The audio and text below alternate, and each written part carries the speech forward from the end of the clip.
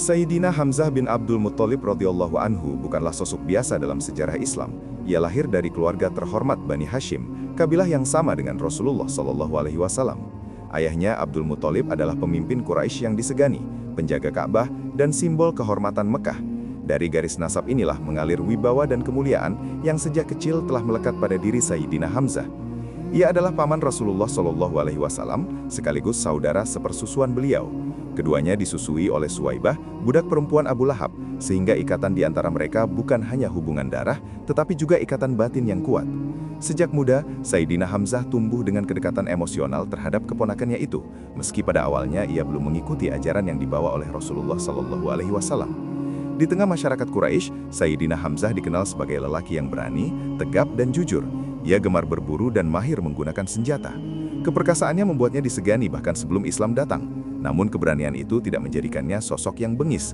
Ia justru dikenal memiliki jiwa kesatria, membela yang lemah, dan tidak menoleransi penghinaan terhadap kehormatan keluarga dan kebenaran. Dalam tatanan sosial Mekah, keberadaan Sayyidina Hamzah adalah simbol kekuatan. Ia termasuk tokoh yang pendapatnya didengar dan keberaniannya ditakuti. Karena itu, orang-orang Quraisy berhitung dengan cermat sebelum berani menyinggung Bani Hashim, terlebih jika hal itu berkaitan dengan Sayyidina Hamzah. Kepribadiannya yang tegas dan berwibawa menjadi benteng tak terlihat bagi Rasulullah SAW di masa-masa awal dakwah. Meski hidup di masa jahiliyah, Sayyidina Hamzah bukan penyembah berhala yang fanatik. Ia menjalani kehidupan dengan fitrah yang lurus dan akhlak yang bersih. Ia mencintai kejujuran, membenci kezoliman, dan menjaga kehormatan diri. Semua itu menjadi bekal penting yang kelak membuat hatinya mudah menerima kebenaran ketika cahaya Islam menyentuhnya. Kedudukan Sayyidina Hamzah di tengah Quraisy menjadikan dirinya sosok strategis dalam sejarah Islam. Keberanian dan wibawanya kelak bukan hanya menguatkan Rasulullah SAW, tetapi juga memberi dampak besar bagi posisi kaum muslimin di Mekah. Dari sinilah Allah Subhanahu wa Ta'ala menyiapkan singanya, jauh sebelum beliau dikenal sebagai Asadullah wa Asad Rasuli. Pada masa awal dakwah Rasulullah SAW, Mekah berada dalam ketegangan yang terus meningkat. Seruan tauhid mulai mengguncang tatanan lama, sementara penentangan Quraisy semakin keras. Cemoohan, hinaan, dan kekerasan terhadap kaum muslimin menjadi pemandangan sehari-hari. Namun semua itu belum sepenuhnya menyentuh Sayyidina Hamzah bin Abdul Muttalib radhiyallahu anhu, karena ia masih menjalani kehidupannya sebagaimana para bangsawan Quraisy lainnya. Suatu hari, sepulang dari berburu, Sayyidina Hamzah mendengar kabar yang menggetarkan hatinya. Seorang budak perempuan menyampaikan bahwa Abu Jahal telah menghina dan menyakiti Rasulullah SAW di dekat sofa. Keponakannya itu dicaci, dipermalukan, bahkan dilukai, sementara tidak ada seorang pun yang membelanya. Mendengar hal itu, darah kesatria Sayyidina Hamzah mendidih. Harga diri Bani Hashim diinjak-injak di depan mata. Tanpa menunda waktu, ia menuju Ka'bah, tempat Abu Jahal biasa berkumpul bersama para pemuka Quraisy. Di hadapan mereka semua, Sayyidina Hamzah mengangkat busurnya dan memukulkannya ke kepala Abu Jahal hingga terluka. Dengan suara lantang dan penuh wibawa, ia berkata bahwa ia mengikuti agama Muhammad SAW dan menantang siapapun yang berani menghalanginya.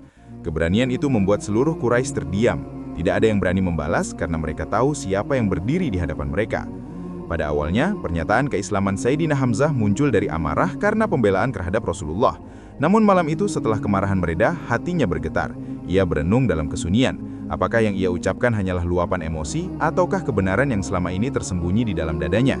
Kegelisahan itu membawanya menghadap Rasulullah dengan hati yang terbuka. Di hadapan Rasulullah SAW, Sayyidina Hamzah mendengarkan ayat-ayat Al-Quran yang dibacakan dengan penuh ketenangan. Kata-kata itu menyentuh fitrah yang sejak lama terjaga dalam dirinya. Saat itulah ia meneguhkan keislamannya dengan keyakinan penuh, bukan lagi karena amarah, tetapi karena iman. Sejak hari itu, Sayyidina Hamzah berdiri di barisan kaum muslimin dengan hati yang mantap. Masuk Islamnya Sayyidina Hamzah menjadi titik balik besar bagi dakwah. Quraisy mulai berhitung ulang.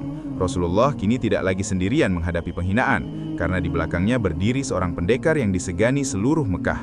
Keislaman Sayyidina Hamzah bukan sekadar penambahan jumlah, tetapi penambahan kekuatan dan keberanian. Sejak saat itu, dakwah Islam mulai disampaikan lebih terbuka. Kaum muslimin merasakan ketenangan yang belum pernah mereka rasakan sebelumnya. Dan dari hari itu pula, Sayyidina Hamzah bin Abdul Muttalib radhiyallahu anhu melangkah menuju takdir agungnya sebagai pembela agama Allah Ta'ala. Setelah keislamannya, Sayyidina Hamzah bin Abdul Muttalib radhiyallahu anhu tidak pernah berada di barisan belakang. Ia berdiri tegak di sisi Rasulullah SAW, menjadi perisai hidup bagi dakwah yang masih muda dan rapuh. Keberaniannya kini bukan lagi didorong oleh harga diri suku, melainkan oleh iman yang menyala dan keyakinan kepada Allah.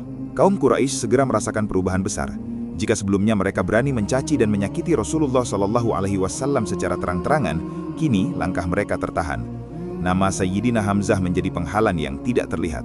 Setiap ancaman terhadap Nabi SAW berarti berhadapan dengan seorang lelaki yang dikenal tak gentar menghadapi siapapun.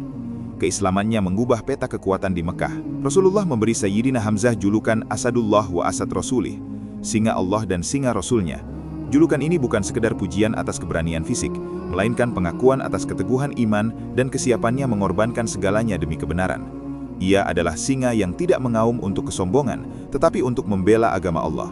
Dalam kehidupan sehari-hari kaum muslimin, kehadiran Sayyidina Hamzah menumbuhkan rasa aman dan percaya diri.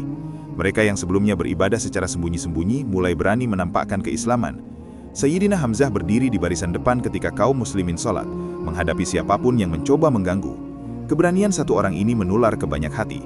Namun Sayyidina Hamzah bukan hanya kuat secara fisik, ia juga dikenal sebagai sosok yang tulus, sederhana, dan patuh kepada Rasulullah SAW.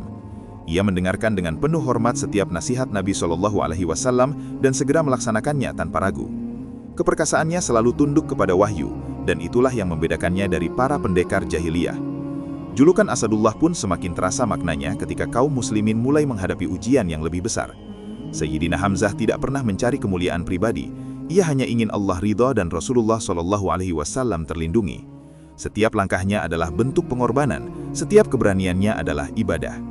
Dari Mekah hingga Madinah, nama Sayyidina Hamzah terus menggema sebagai simbol keberanian yang lahir dari iman. Dan tak lama kemudian, medan jihad yang sesungguhnya akan menjadi saksi bagaimana singa Allah mengaum demi agamanya. Perang Badar menjadi ujian besar pertama bagi kaum muslimin. Di lembah gersang yang jauh dari kemegahan Mekah, 300 lebih sedikit kaum beriman berdiri menghadapi 1000 pasukan Quraisy yang lengkap persenjataannya. Pada hari itu, iman diuji bukan dengan kata-kata, tetapi dengan nyawa. Dan di barisan terdepan kaum muslimin berdiri Sayyidina Hamzah bin Abdul Muttalib radhiyallahu anhu dengan hati yang tenang dan tekad yang bulat. Sebelum pertempuran besar dimulai, tradisi Arab mengawali perang dengan duel 1 lawan 1. Dari pihak Quraisy, maju para jagoan mereka, penuh kesombongan dan keyakinan akan kemenangan. Dari pihak kaum muslimin, Rasulullah SAW menunjuk 3 orang dari Bani Hashim, salah satunya adalah Sayyidina Hamzah. Dengan langkah mantap, ia maju ke medan duel, bukan untuk mencari nama, tetapi untuk menegakkan kebenaran. Dalam duel itu, Sayyidina Hamzah menunjukkan keberanian yang luar biasa. Tebasan pedangnya tegas dan terarah. Lawan yang dihadapinya tumbang, bukan karena kekuatan semata, tetapi karena keyakinan yang menggerakkan setiap ayunan. Kemenangan dalam duel ini mengguncang mental pasukan Quraisy dan menguatkan hati kaum muslimin yang menyaksikannya. Ketika pertempuran besar pecah, Sayyidina Hamzah bergerak seperti singa di medan laga. Ia menyerang tanpa gentar, menghadapi musuh demi musuh dengan keteguhan yang menggetarkan. Setiap langkahnya adalah perlindungan bagi pasukan Islam. Kaum muslimin melihatnya sebagai sumber keberanian, sementara musuh melihatnya sebagai ancaman yang nyata. Rasulullah SAW menyaksikan perjuangan Sayyidina Hamzah dengan doa dan harapan. Perang Badar bukan sekadar bentrokan fisik, tetapi peristiwa yang menunjukkan bagaimana pertolongan Allah Subhanahu wa Ta'ala turun kepada hamba-hambanya yang ikhlas. Di tengah debu dan suara pedang, Sayyidina Hamzah menjadi salah satu sebab tampaknya kemenangan itu. Ketika perang usai dan kaum muslimin meraih kemenangan yang tak terduga, nama Sayyidina Hamzah disebut dengan penuh hormat. Ia tidak membanggakan dirinya, tidak pula mencari pujian. Baginya, kemenangan itu adalah karunia Allah Subhanahu wa Ta'ala, bukan hasil keperkasaan pribadi. Sikap rendah hati inilah yang semakin mengangkat derajatnya di sisi kaum beriman. Perang Badar meneguhkan posisi Sayyidina Hamzah sebagai pendekar Islam sejati. Namun takdir belum selesai menuliskan kisahnya. Di balik kemenangan Badar, Allah Subhanahu wa Ta'ala telah menyiapkan ujian yang jauh lebih berat yang kelak terjadi di lereng Uhud. Perang Uhud datang membawa suasana yang berbeda. Jika Badar adalah kemenangan yang menggetarkan, maka Uhud adalah ujian yang mengguncang hati kaum muslimin. Di kaki gunung Uhud, Rasulullah SAW menyusun barisan dengan penuh kehati-hatian. Sayyidina Hamzah bin Abdul Muttalib radhiyallahu anhu kembali berada di barisan depan, membawa panji keberanian dan iman yang tak tergoyahkan. Sejak awal pertempuran, Sayyidina Hamzah tampil luar biasa. Dengan 2 pedang di tangannya, ia menyerbu barisan Quraisy tanpa gentar. Setiap langkahnya membuat musuh mundur. Para sahabat menyaksikan bagaimana singa Allah mengaum di medan Uhud, mematahkan semangat pasukan musyrikin yang datang dengan dendam Badar di dada mereka. Namun, di balik keberanian itu, ada rencana gelap yang tersembunyi. Hindun binti Utbah menyimpan dendam mendalam karena ayah dan kerabatnya tewas di Badar. Ia menjanjikan kebebasan kepada Wahsy, seorang budak yang mahir melempar tombak, jika ia berhasil membunuh Sayyidina Hamzah. Wahsy tidak menghadapi Sayyidina Hamzah secara langsung. Ia bersembunyi, menunggu celah, menanti saat yang tepat. Ketika sebagian pasukan pemanah meninggalkan posisi mereka, keadaan medan perang berubah. Kekacauan mulai terjadi. Di tengah hiruk-pikuk itu, Sayyidina Hamzah tetap maju menghadapi musuh-musuhnya, tidak menyadari bahaya yang mengintai dari kejauhan. Saat itulah, Wahsy melemparkan tombaknya dengan penuh ketepatan. Tombak itu menembus tubuh Sayyidina Hamzah, dan singa Allah pun roboh di medan Uhud sebagai syuhada. Kabar kesyahidan Sayyidina Hamzah menjadi luka yang sangat dalam. Rasulullah SAW mendapati jasad pamannya dalam keadaan yang menyayat hati. Beliau menangis, sebuah tangisan duka yang jarang terlihat. Namun dari kesedihan itu, Rasulullah SAW tetap menampilkan akhlak yang agung, menahan amarah dan menyerahkan urusan kepada Allah Azza wa Jalla. Sayyidina Hamzah radhiyallahu anhu gugur bukan dalam kekalahan iman, tetapi dalam kemuliaan syahid. Uhud menjadi saksi bahwa keberanian sejati bukanlah selalu tentang kemenangan di dunia, melainkan keteguhan hingga akhir hayat.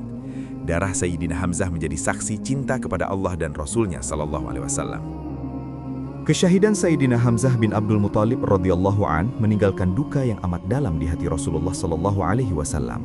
Di medan Uhud, beliau berdiri memandangi jasad pamannya, sosok yang sejak awal menjadi pelindung, pembela dan penopang dakwah. Air mata Rasulullah SAW mengalir, bukan hanya karena kehilangan seorang kerabat, tetapi karena gugurnya seorang hamba Allah yang paling dicintai karena keimanannya. Rasulullah SAW menyolatkan Sayyidina Hamzah dengan doa yang penuh harap.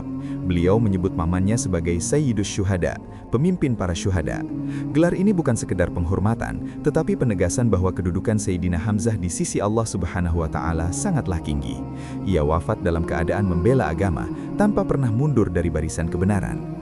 Duka itu juga menjadi pelajaran besar bagi kaum muslimin. Rasulullah SAW mengajarkan bahwa kesedihan tidak boleh melahirkan dendam dan kebencian.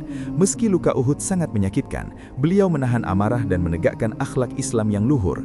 Dari peristiwa ini, umat belajar bahwa keadilan dan kasih sayang harus tetap dijaga, bahkan dalam keadaan paling berat.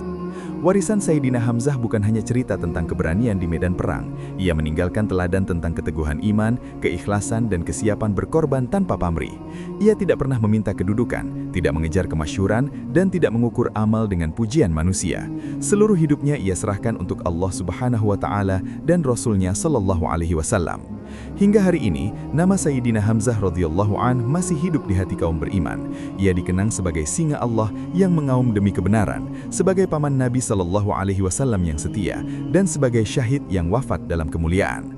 Kisahnya mengajarkan bahwa kekuatan sejati lahir dari iman, dan keberanian tertinggi adalah tetap teguh di jalan Allah hingga akhir hayat. Dengan berakhirnya kisah ini, kita memahami bahwa Sayyidina Hamzah bukan sekedar tokoh sejarah, melainkan cermin keteladanan. Dari Mekah hingga Uhud, dari jahiliyah hingga syahid, hidupnya adalah perjalanan pengabdian yang utuh. Semoga Allah Subhanahu wa Ta'ala meridhoinya dan menjadikan kita termasuk orang-orang yang meneladani keberanian dan keikhlasannya.